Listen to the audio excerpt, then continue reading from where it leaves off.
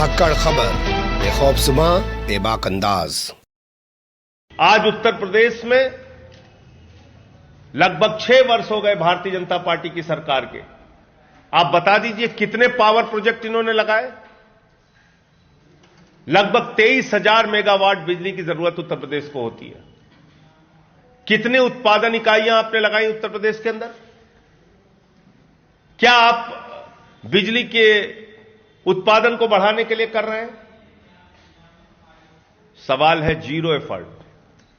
नहीं कर रहे हैं। और नहीं कर रहे हैं तो क्यों नहीं कर रहे हैं? क्योंकि सरकार और अधिकारियों को महंगी बिजली निजी कंपनियों से खरीदकर लूट का बंदरबांट करना है। महंगी बिजली निजी कंपनियों से, बिजली कंपनियों से खरीदकर लूट और भ्रष्टाचार का बंदरबांट सरकार और अधिकारियों को करना है। और यह बात मैं क्यों कह रहा हूं? आपके सामने मैंने पहले भी खुलासा किया था कि भारत में कोयले का उत्पादन 30% बढ़ा है। बावजूद इसके मीडिया में प्रचारित किया गया केंद्र सरकार के माध्यम से, मोदी सरकार के माध्यम से, कि देश में कोयले का संकट पैदा हो गया है। देश के अंदर कोयले का संकट पैदा हो गया। यह पूरे देश में चर्चा की गई। आप मेरी बात मत मानिए, कोल इंडिया के चेयरमैन की बात मानिए, कोल मंत्री की बात मानिए, जो उन्होंने मुझे जवाब दिया। कोयले का उत्पादन 30% हिंदुस्तान में बढ़ा है। संकट और कोयला खत्म होने का तो कोई सवाल ही नहीं है। अब देखिए, हिंदुस्तान का कोयला बिजली के उत्पादन के लिए थर्मल पावर को कितने रुपए में मिलता है? 3,000 रुपए टन, 4,000 रुपए टन, मैक्सिमम 5,000 रुपए टन।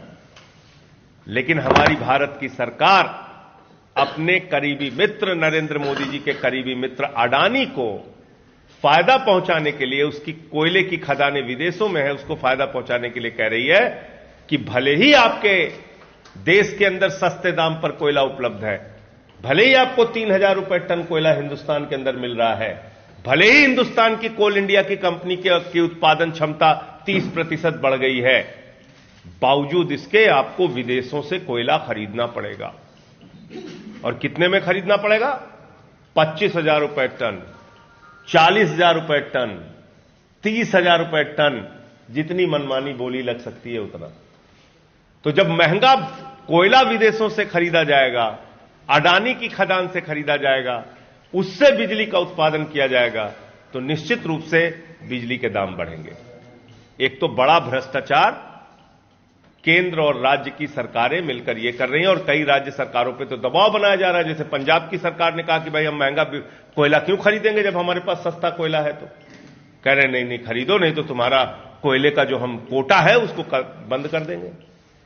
उत्तर प्रदेश की सरकार अपनी सरकार से कहे कि भाई हम सस्ता कोयला खरीदेंगे, महंगा कोयला क्यों खरीदेंगे? क्योंकि तुम महंगा कोयला अगर खरीदोगे तो उसका दबाव किसके ऊपर पड़ेगा? हमारे ऊपर पड़ेगा, किसान पे, मजदूर पे, झुग्गी वाले पे, आम आदमी पे। तो एक तो कारण यह है।